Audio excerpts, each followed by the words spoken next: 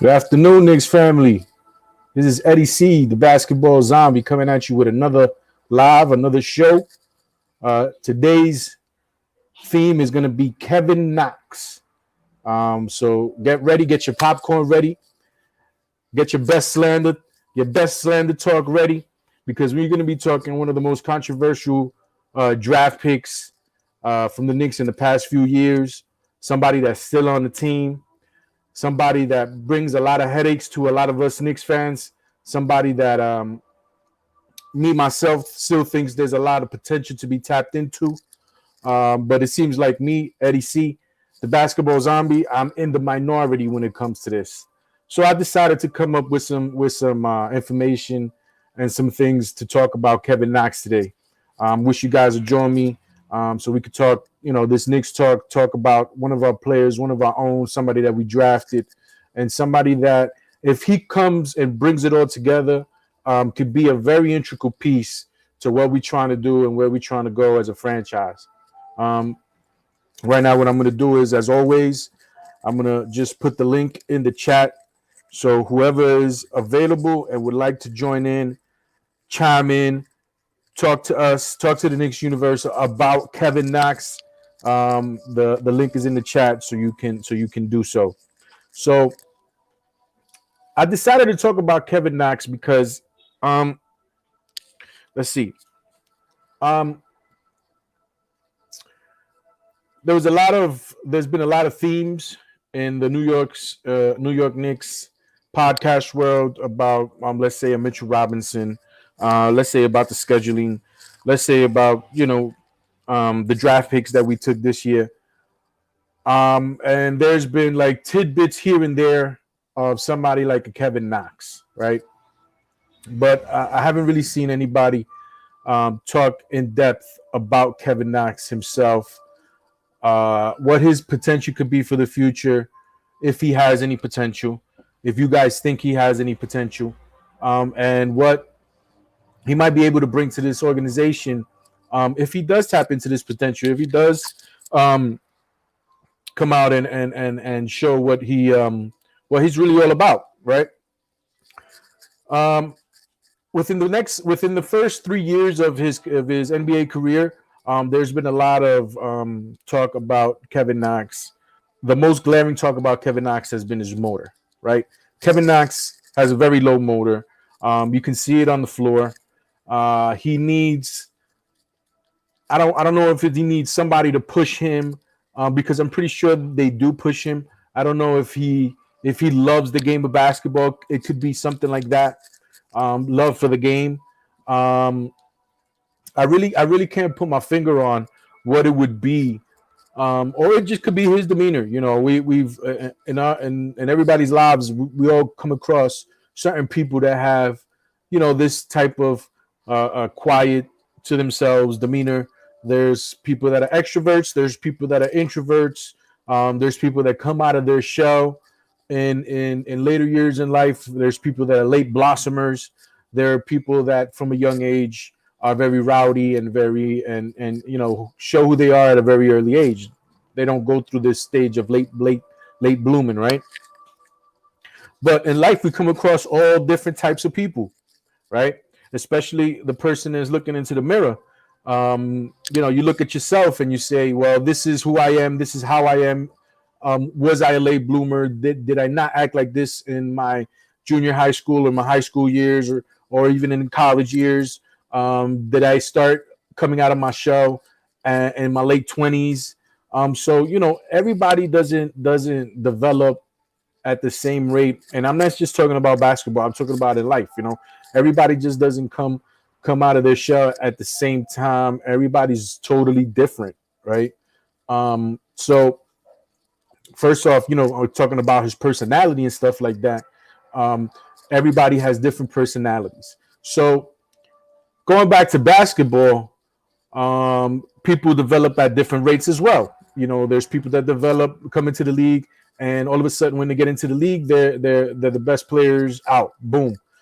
There's people that take 2-3 years to come into themselves and start producing for the potential that they were drafted for, right? So I kind of want to put Knox into that category. I want to put Knox into the category of he will start producing, but at his rate, and we don't know when that is yet. We don't know if the New York Knicks have time for that. We don't know if the New York Knicks want to wait for that. We don't know if the Knicks are looking for this type of player at the moment in time that they're in, which is a win now moment, right? So I came across, the theme of Kevin Knox today. And I have some of Kevin Knox's numbers. I have some of his counterparts numbers. The people that he's been put up against when we're talking about the small forwards in that draft class. Because that draft class had 4 small forwards that I depicted from that were all basically in the same rank and could have been picked at the 9th spot where the Knicks were drafted, right? We all know Kevin Knox was the pick for the New York Knicks, but at that point in time, Mikal Bridges was available, Miles Bridges was available, and Michael Porter Jr. was available. So there were 4 small forwards that were available at the time when the Knicks were drafting. Everybody knew that the New York Knicks were looking for a small forward, power forward coming out of that Carmelo era. They were looking for potential, so they were looking for a young player coming out of that era. So, there were certain things that the New York Knicks were looking for in that draft position at that point in time, right? Things change. Now it's a full 360. Now the New York Knicks are looking for ready-made players, and then next year it can change the same way. So it doesn't stay the same all the time. Every year is different. Every year when you go into the draft, you look at your team and you see what your team needs, and you draft accordingly. So at that point in time, they were looking for potential. They were looking for somebody who, further down the line, was probably the best player. Maybe not at that point in time. Maybe not that year, but they were looking for somebody who, in 2-3 years down the line, was going to be the better player out of the bunch. So they were basically trying to foresee the future when they drafted a young Kevin Knox. Let me see here if I can see age-wise. So I'm going to go through age through all of these 4 players, so we can start getting a little bit of some context into this Kevin Knox talk. So I'm going to start with Kevin Knox. Kevin Knox at this moment in time is 22 years old and 15 days. Okay. Next is Miles Bridges. Miles Bridges is 23 years old, 158 days. So basically a year and a half older than Kevin Knox. Mikal Bridges is 24 years old, 361 days. So Mikal Bridges is almost 3 years older than Kevin Knox. And Michael Porter Jr. is 23 years old, 58 days. Basically, Michael Porter Jr. is a year and some change older than Kevin Knox. So right off the bat, Kevin Knox is the youngest out of all these kids. At this moment in time, when the draft happened, he was like 19, 18 going on 19. All these other kids were around 20 years old, right? So he was the youngest of the bunch. So, that leads into what I was talking about when I said they wanted a young player with more potential than the other players. Speaking of Michael Porter Jr., even though Michael Porter Jr. is like the closest in age to Kevin Knox, Michael Porter Jr., only the New York Knicks weren't the team that passed on Michael Porter Jr. The Clippers passed on him twice, I believe in the late lottery.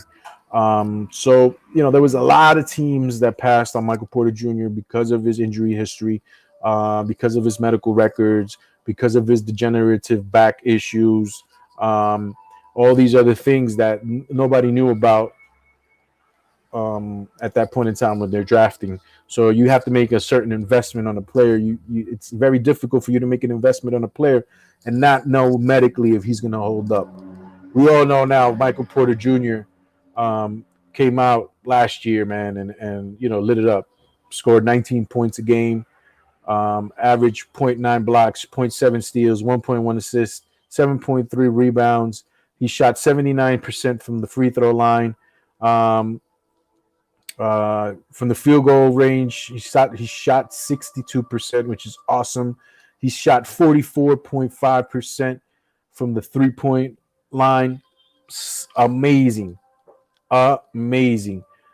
His field goal percentage from the 3 and the 2-point line, 0.542. This guy had a phenomenal year last year. Games, he played 61, so he missed 10 games last year. He started 54 out of the 61 games last year. Phenomenal year Michael Porter Jr. had. He's in the running for most improved player next year. Very, very doable player, man. If everything holds up for Michael Porter Jr., you know, he has none of the back issues that he was having before. Those things don't creep up. He's going to have another phenomenal year. Denver Nuggets lend itself to his style of play. You know, they have the point center who he can run plays off of. You know, and the center also helps him out defensively, helps him out on the rebounding. And Michael Porter Jr. is also 6'10", so he's not a small player. He's not a small forward, or he can play the power forward as well without a problem. He's 6'10". So, you know, if anybody could have foreseen what Michael Porter Jr., you know, in his third year would have been, you know, it would have been lights out. Mind you, he did not play his rookie year, right? He redshirted his rookie year. So for different establishments who wanted a player to come in and play, part of the reason why he got picked, I believe, in the 20s. I'm not sure what number exactly he got picked, but you know, he was in the 20 range. So part of the reasons why a lot of teams didn't pick up Michael Porter Jr. was because of those injury history, the injury problems, the genetic injury problems that he had. But there's no doubt about it that he had a phenomenal year last year, and he basically broke out as a player last year. And I'm waiting for him to do the same this year, barring injuries, barring anything, you know, coming back and creeping up again. I'm pretty sure that, you know, he's going to have another phenomenal year. Salute. Your Mitchell Robinson video was spot on. Thank you very much, Sam Hope. I salute you, brother. Thank you for always joining and always, you know, being a part of the Basketball Zombie podcast, man. You're a good dude, man. Whenever you down to come in and chime in, you're more than welcome to do so. So let's go back to this. What I wanted to show you guys. First years in the league.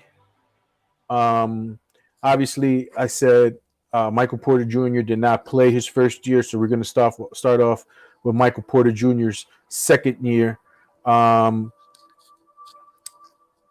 His second year, Michael Porter Jr. averaged 9.3 points, 0.5 blocks, 0.5 steals, 0.8 assists. Not that many assists. 4.7 rebounds. He shot 83% from the free throw. His field goal percentage from the 2-point, his 2-point field goal percentage was 0.564. His 3-point percentage was 0.422. And his field goal percentage overall was 0.509. So he shot the ball pretty well, you know, over 500, which is always good. On field goals attempted, 3.5 on 7 field goals attempted. He only played 55 games that year. So, you know, just remember these numbers while I'm giving them out to you. And hopefully in the future, I'll actually get better at this and be able to bring these numbers on the screen for you guys so you guys can see them and not me just, you know, telling you what the numbers are, this and that, you know. But, you know, I'm still learning. I'm still trying to get the hang of all this. And once we do so, once we start growing a little more, we start, you know, doing things a little bit better, a little bit more professionally, hopefully in due time, I'll be able to do that for you. But for now, you know, this is Eddie C, the Basketball Zombie raw for you. You know what I'm saying? So this is how we're going to run through it right now. But for sure, in the future, man, as long as I keep growing, as long as you guys keep, you know, liking my channel, subscribing to my channel, we're going to start growing. We're going to start doing things a little bit more professionally, a little bit better, so we can hang out with the big dogs. But for now, you know, We rookies. We right now we Michael Porter Jr. You know, we didn't play last year, so we're just starting to get our feet wet. So, you know, very pedestrian numbers. I'm gonna go straight to Kevin Knox's numbers, his rookie year, because I want to show you guys something about Kevin Knox. Kevin Knox rookie year, we already know that was Fizdale's draft pick. So he basically played enough minutes where he can produce somewhat solid numbers as a rookie. So at the age of 19, right, that Michael Porter Jr.'s numbers was at the age of 21. So at the age of 19, Kevin Knox averaged 12.8 points, 0.3 blocks, 0.6 steals, 1.1 assist, 4.5 rebounds. He shot .717 from the free throw line. From the 2-point line, he shot .387%. From the 3-point line, he shot .343% for a field goal percentage of .370. So not very good shooting numbers. He attempted 12.2 field goals and made 4.5 of them. He played 75 games his rookie year, and he started 57 of those 75 games. So, you know, again, very pedestrian numbers when it came to rebounding, assists, steals, blocks. The points were up there at 12.8 points per game. His free throw percentage could have been better. His 3-point percentage definitely could have been better. And his 2-point percentage definitely could have been better. When I equate to this, when I see this, I say he was weak. At that point in time, he was 19 years old. He wasn't strong enough to deal with anything that was going on at that point in time. He still averaged 12.8 points per game. All right? So kind of like what the potential could be if Kevin Knox starts getting some game time, starts playing a little bit more. You know, his stroke has gotten way better. Pause. His stroke has gotten way better. He has a beautiful 3-point shot. He has a little bit of drive to getting to the lane and driving a little bit. You know, his free throw percentage, his free throw shooting is nice. You know, he's a strictly shooting small forward. You know, you can put him on the side, you can put him on the wings, and he's definitely going to produce for you as a shooter on those sides or wherever you want to slide Kevin Knox in. That's what he really does. He's a shooter that has length, right? If Tom Thibodeau could by any chance get into this kid's head and make him start playing defense, I'm telling you guys, we got something. Let's go to Miles Bridges. Miles Bridges at the age of 20 was 7.5 points per game, 0.06 blocks, 0.07 steals, 1.2 assists, 4 rebounds per game. He shot .753 from the free throw line. From the 2-point line, he was .553. From the 3-point line, he was .3255. His field goal percentage was .464, 6.4 field goals attempts per game. He made 3. He played 80 games that year, started 25. All right. So, again, you can see the numbers, you know, pretty comparable to, you know, everybody's even keel right now. Everybody, you know, pretty much is playing the same type of game. Mind you, I keep on repeating this. Kevin Knox is doing this at a younger age. Kevin Knox averaged more points per game right now than Miles Bridges and Michael Porter Jr. didn't even play his rookie year. And the last player that we're going to look at is Mikal Bridges. Mikal Bridges, at the age of 22, 3 years older than Kevin Knox, averaged 8.3 points per game, 0.05 blocks, 1.6 steals, great steals rate. He's always been a great defensive player. 2.1 assists per game, that's pretty good. 3.2 rebounds. He shot 0.805% from the free throw line. That's a very good free throw percentage. His 2-point field goal is .548. His 3-point percentage was .335. Not something that at that point in time was his best attribute. He didn't have a good year that year shooting. Field goal percentage was .430. Field goal attempts 6.9. Field goals, made 3 field goals on 6.9 attempts. Played 82 games and started 56 games. So again, comparable.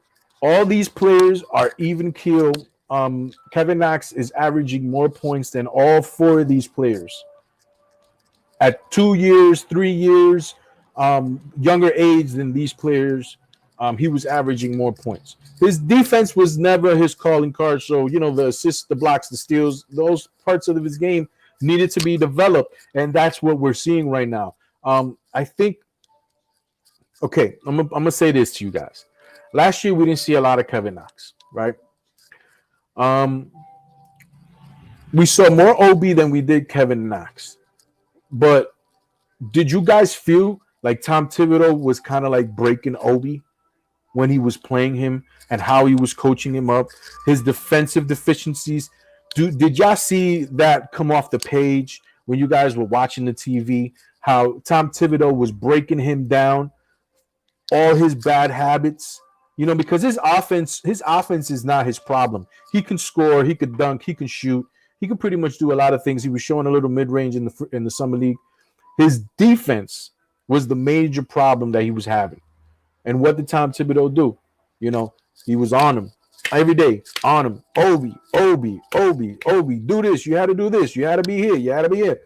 Now, at the end of the year, we started seeing Obi Toppin become a different player, become more alert on the defensive side of the ball, become that player, that needs to be that he needs to be so he can be on the floor. Because if he can't do these things, you can't play for Tom Thibodeau. You can't play for a lot of coaches if you can't defend. If you want to go play all out and not defend, go play for the Sacramento Kings. Go play for the Houston Rockets. Go play for these types of teams that just want to see you shoot, and not care about any part of the defense. I mean, that's not us. That's not our MO. That's not New York Knicks basketball. So he needs to learn all these things so we can come in and play his best. That's what I think was happening with Kevin Knox. The thing is that we didn't see it because we couldn't put him in the game so that we can see. And even when he had those little spurts, I'm telling you, I'm lying to you not.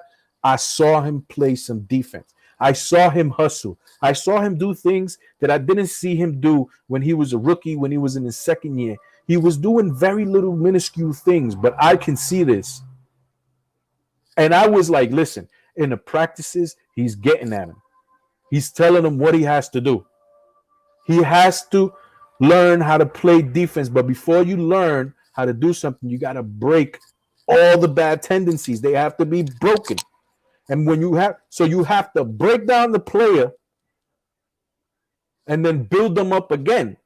Right? So when I say to you, oh, he scored 12 points per game, this, and I'm trying to give you these good numbers, Tom Thibodeau has to break all that down.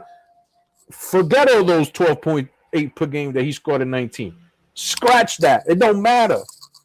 All right? You bring him back down to 0. If he scores 2 points a game, but he gets you 3 rebounds, he gets you 2 assists, he gets you a steal, he gets you a block, there's improvement. They have to break you down before they can build you back up again. You know what I'm saying? So that's what I'm thinking. That's what I think was happening last year, and that's what I think is going to happen this year when he's coming in. Let me see here. A couple of these checks. Knox had some good moments that rookie year for sure. That was Sam Holt. Robert Parr. What's going on to you, Robert Parr?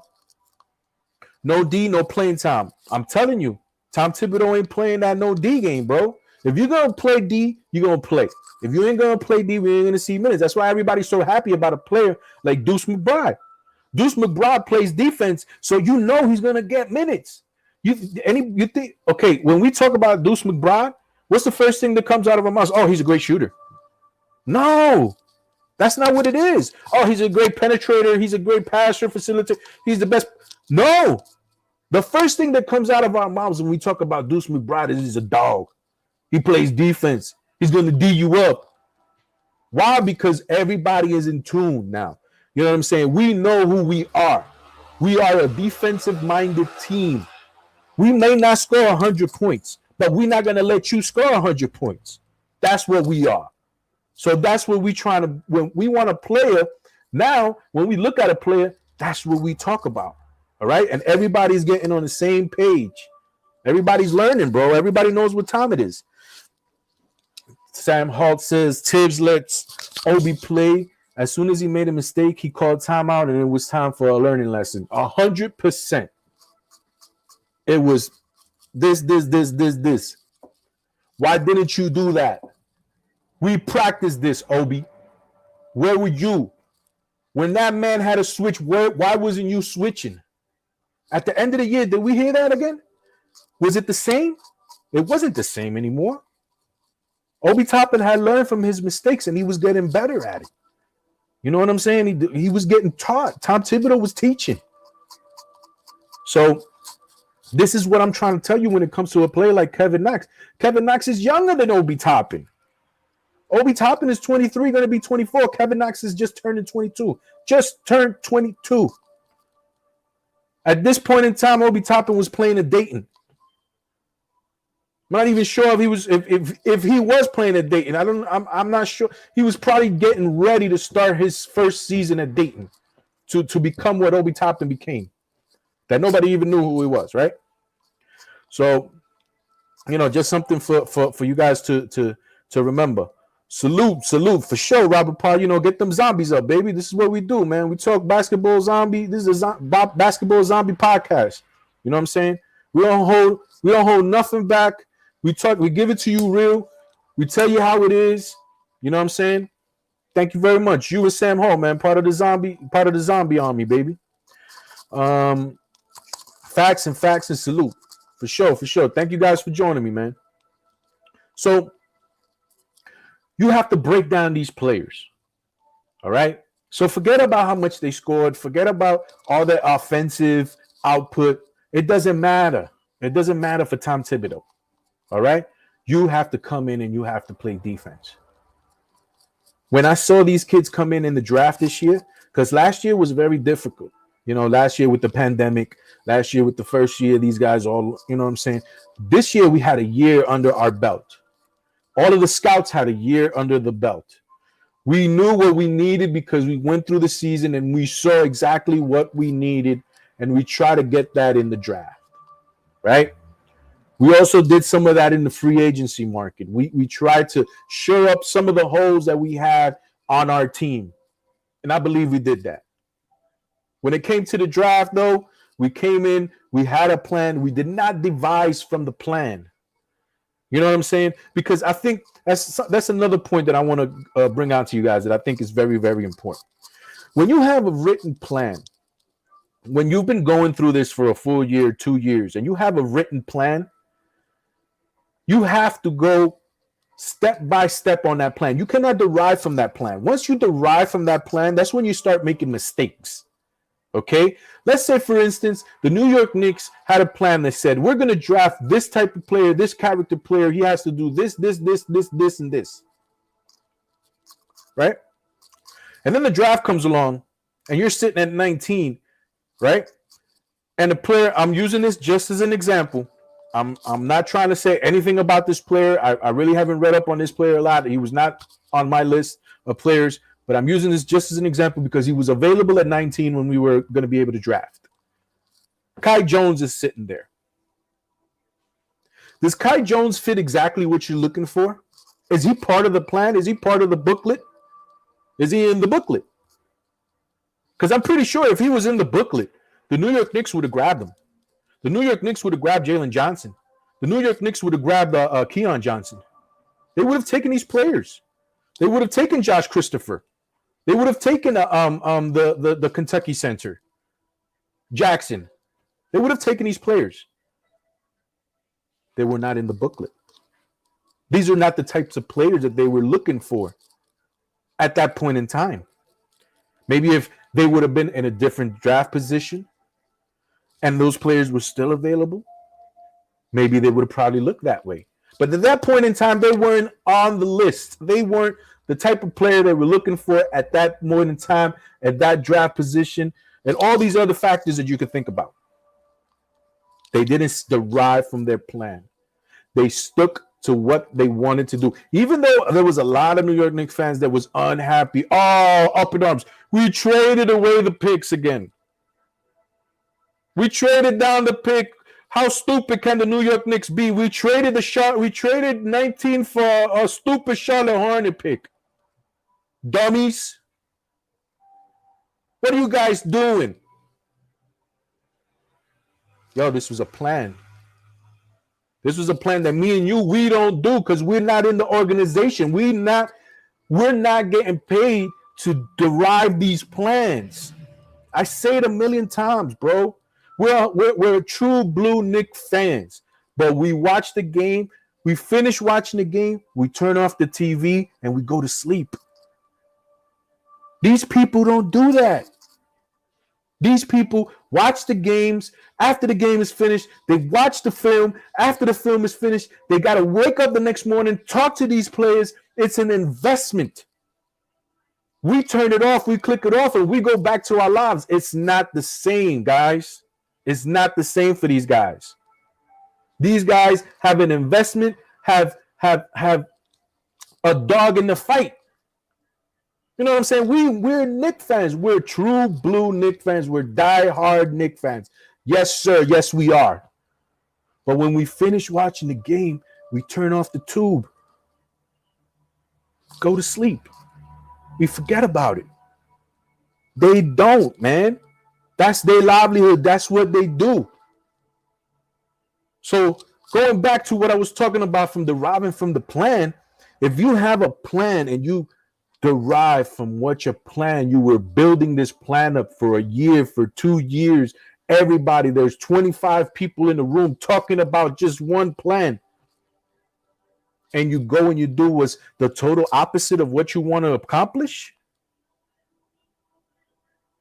So then what's going on? I mean, you have no future. You have nothing to look forward to. There's no point to what you're doing. You're working for nothing. These guys had a plan and they said this was the players that we wanted to look at. Come 19, draft trade the pick.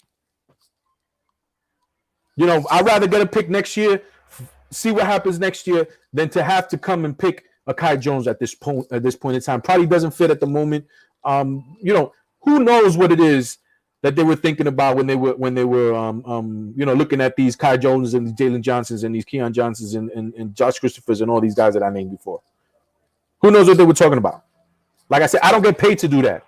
If I were to get paid to do that, I would be doing that all night. Writing, scouting, seeing video. Not me, bro. I'm a diehard Knicks fan, but I turn off the tube and I go to sleep. Wake up the next day and hope there's a game to watch. You know what I'm saying? That's what we all do. We fans. That's what fanatics are. That's what fans are. Right? So, go down the line. Next pick is 21, right? Next pick, Keon Johnson was available, I believe. Isaiah Jackson was available, I believe. Because Jalen Johnson got picked right after Kai Jones, right? If I'm not mistaken. Josh Christopher was available still. Nashawn Holland was available. Yet all these guys are still available. The plan.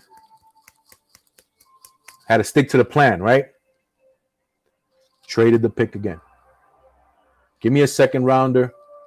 Give me a future second rounder, and I'll come down a couple slots. Why? Because they knew exactly who they wanted, and they knew where the player was going to be at that point in time that was going to be the best fit for them. They didn't strive away from the plan. They didn't say, oh, Keon Johnson is available. Oh, he's got mad ups. You know what I'm saying? 6'3", yo, he broke the record for verts, this and that. Oh, it's beautiful. Jalen Johnson, 6'9", small forward, power forward, bro. How we gonna let him go? He's got no jumper. We suck at shooting. Why are we gonna draft another player? Kai Jones ain't a shooter. Jalen Johnson ain't a shooter. Keon Johnson ain't a shooter. Josh Christopher, off the dribble type of, you know what I'm saying? Cam Thomas, off the dribble type, one-on-one type. Is that what we are? Is that what we do? We give the player, go ahead, go do you. Or do you see his all game doing a weave? All summer league. What do we do? A weave. We have a plan, and you got to abide by the plan. They let all these players, everybody's upset. Everybody's upset. I can't believe we let all these players go. These players are so good because we were watching the mock drafts, and these are the players that were supposed to be mocked ahead of us, and we let them go. We went ahead at 25. Not sexy for nobody. Does it matter? Don't matter to me because I know what it is. Quentin Grimes, the 25th pick, 6'5" junior out of Houston. Oh, man. I can't believe we let Jalen Johnson go. And we got Quentin Grimes. What does even Quentin Grimes play? Does he play Kentucky? Does he play in Texas? Does he play here? Does he play there? Houston? Are you kidding me? Houston? Comes into the summer league. We see the kid play. Didn't shoot too well his first 2 games. Probably had the jitters. 6'5", big body guard. Could guard up anybody. 3rd game, 4th game, 5th game, started shooting that rock, baby. Started getting into the lane, got a little bit into himself. You know what I'm saying? He started understanding, right? And now, do you hear Knicks fans? Oh, these guys? Nah, right? Now we see it. Now we see it. Nah, we good. Knicks know what they doing. We good.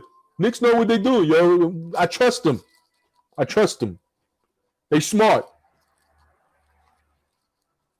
Had two second round picks after they drafted Quentin Grimes. After they drafted Quentin Grimes, I really can't tell you right off the bat who it was. Let me look it up for you guys so that we can look at it. Just give me a second here. Let me look at it for you guys.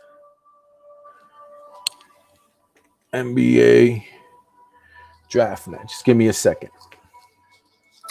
You know what it is, bro. It's what I do, baby. And whenever anybody wants to come along, this is what we're gonna do all day, man. We're gonna talk this New York Knicks talk, and we're gonna keep it real. 3-guard Golden State Warriors motion weave, locked, looked nice when they ran it. It's you know, you have to have some type of offense. You know, you just can't go out there and just do anything you want. You know, you have to be able to implement some offenses so that, you know, even though it looks like people know exactly what you're doing, they really don't.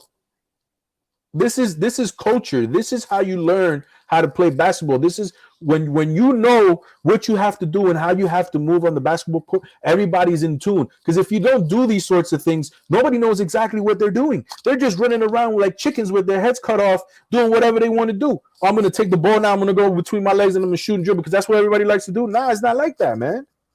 It's not like that. You have to learn how to play the game of basketball. And that's what Tom Thibodeau was trying to do, has to teach these kids how to play basketball. Even the veterans, you have to learn how to play basketball. This ain't just grab the ball, put it between your legs, shoot. Then, you know, oh, I missed. I'm going to go back and not play no defense. They're going to score on me. Oh, that's all right. No, it's not all right. That's not how you play basketball. That's not what you're here, though. You professionals. You're professionals. So, Josh Christopher was drafted right before us. Josh Christopher was drafted at 24. Quentin Grimes came 25. So I'm going to read off the next 5 names. You know, I'm going to even give you an extra. What's up, Andy? What's going on? How you doing, man? I'm over here just tucking my Knicks-ish. Just talking my New York Knicks-ish. Nashawn Holland, 26 to Denver. Cameron Thomas, 27 to Brooklyn. Jaden Springer, 28 to Philly. Day'Ron Sharpe, 29 to Brooklyn. Santi Aldama, 30th to Memphis. And I'm going to give you the first pick in the second round. Isaiah Todd, 6'10 power forward of Washington. Okay? So, Knicks had the 32nd round, the 32nd pick, right? So, time for the Knicks to draft in the second round, get their second round pick. You know, see who's available out there, this, that, blah, blah, blah, boom, boom, boom. Traded the pick again.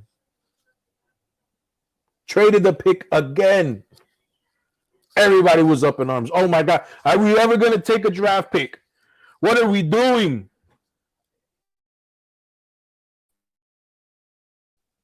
We don't want to pick nobody. We just want to trade.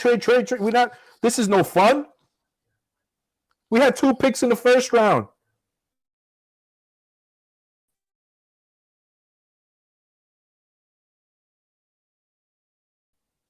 Again. To the Oklahoma City Thunder. Got 2 picks. Traded the 32nd pick. Got the 34th pick and the 36th pick back from the Oklahoma City Thunder in exchange for Jeremiah Robinson Earl, somebody who I was looking at, you know, Villanova product, 6'9 power forward, interesting prospect, right? Oklahoma City decided to trade their 2 picks to jump up a couple slots and pick Jeremiah. Okay, here come the Knicks. Clippers at 33 draft Jason Preston, kid out of Ohio. Kind of looks like LaMelo Ball, has the air like LaMelo Ball. You know, has an interesting story about his family and stuff like that. Somebody that, you know, probably a lot of people saw. 34th pick comes up. New York Knicks take this pick and they draft somebody. With the 34th pick, the New York Knicks draft Rokas Jokubaitis. What? Rokas Jokubaitis? Who in God's name is Rokas Jokubaitis? Everybody's going crazy. Everybody is going nuts. Because nobody knows what the plan is. Nobody has the booklet. Nobody can read what we're doing. Nobody sees it. Rokas Jokubaitis. 6'4" guard out of Lithuania. Lefty. High basketball IQ. Has good size and very good length for his position. Above average athlete. Plays above his size. Has long strides that help him cover a lot of ground. We saw that, right? In the Summer League. Fairly experienced for his age, has been tested and holds his ground against elite competition. Coachable. This is what I'm reading off the draft net. This is what they say, NBA comparisons and stuff, where they go the strengths and the weaknesses of the player. This is what I'm reading off of. Okay? These guys work at this. This is what they do. Right? And in his comparison, he's compared to some guy named Sani Bisrovic. Never heard of the guy. That's on the low end. And on the high end, Goran Dragic.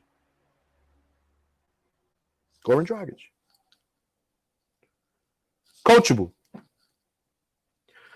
At the best in the open floor, can play the pick and roll as the ball handler at a very good level, since he can either shoot, pass to the rolling big, or to a third man, has excellent court vision and good passing instincts.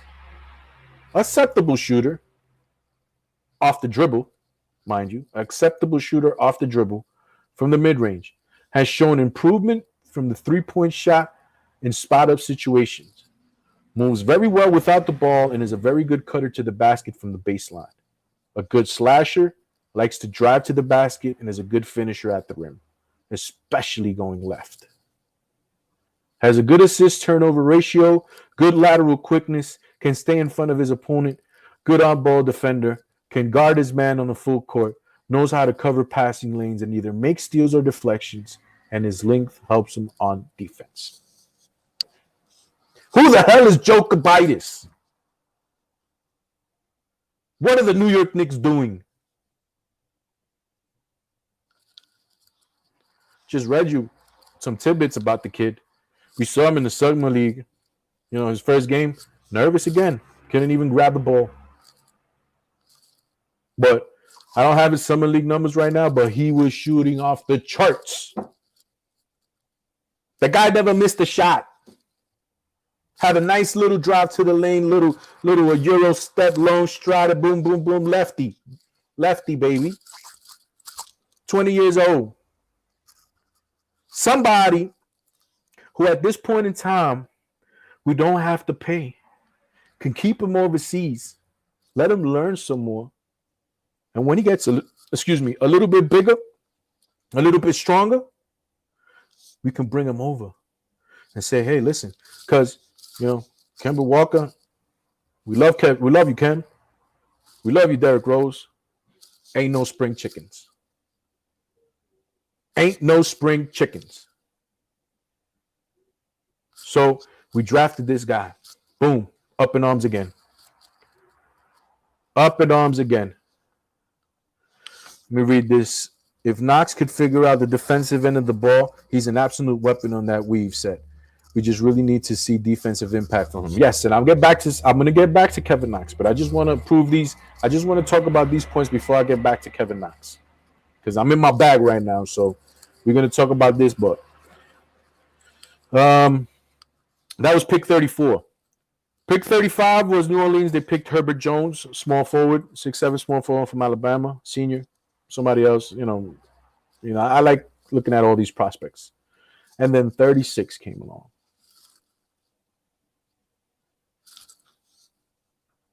And everybody's favorite got picked at number 36. Mr. Miles McBride. 6'2" point guard from West Virginia, small forward. Okay? So, yeah, you know, there's a lot of people that like Miles McBride. Thought probably McBride would have been a first-round draft pick. So now we're doing something that we should have been doing before, because this guy should have been picked earlier, and we got him as a steal. Come on, Knick fans. Come on, Knick fans. This is what they do. This is a steal. They knew where the kid was gonna be. If they thought that he was gonna get picked beforehand, they would have picked him over Joko. And you don't even know if the plan was picking somebody ahead of him so they could pay him less. You know, all these things are all part of it. Are all important parts of it. Foregoing the foresight is so important. Save the draft. You know, for the regular Knicks fans, save the draft. Because everybody knows Miles McBride's got the nice hair, blah, blah, blah, plays the defense, you know, could dunk, NBA comparison, Derek White from the San Antonio Spurs. Pretty good. Pretty good for the 36th pick. I would say so myself. So, you know, I went on this rant so that, you know, we can say that before, when Kevin Knox was getting drafted, we didn't have a plan. You know, the organization is not what it is at this point in time. This organization is head and above shoulders, above any that we've had since, I believe, the Donnie Nelson era.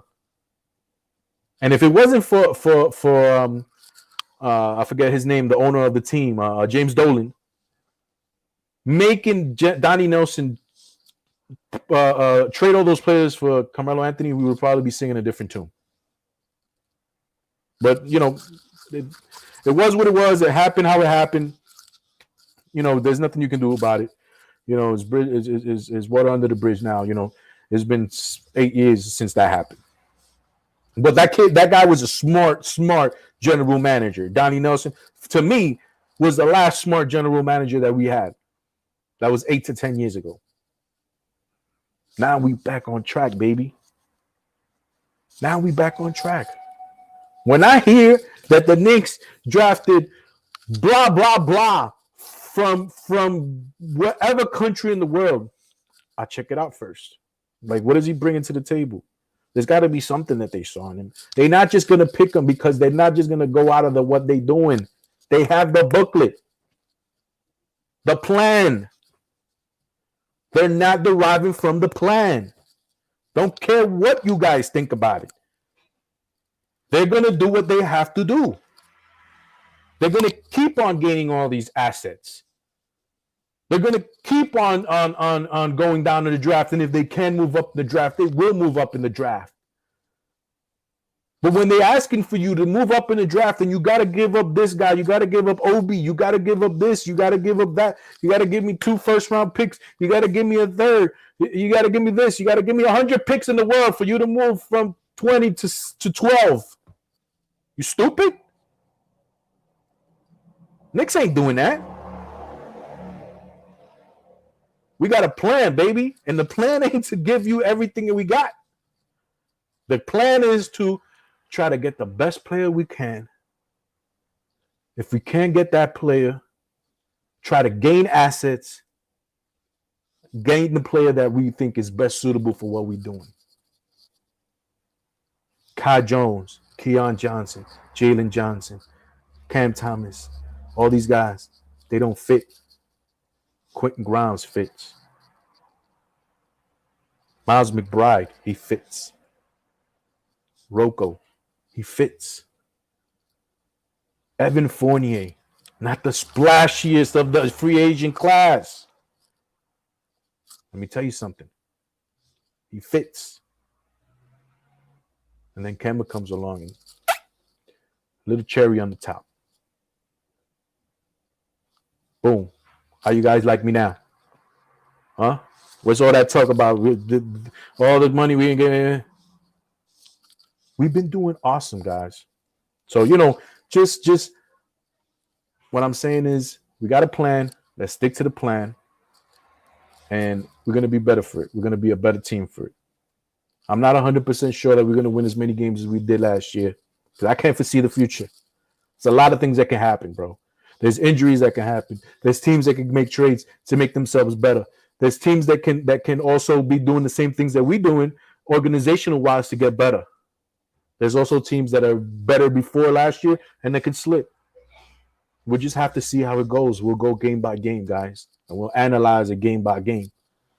We're all going to go through it together. We'll analyze this stuff and we'll see how we're going. If we see we need something, we'll let each other know. If we see that we're up and on, if we're going in the right direction, we're gonna tell everybody we getting there.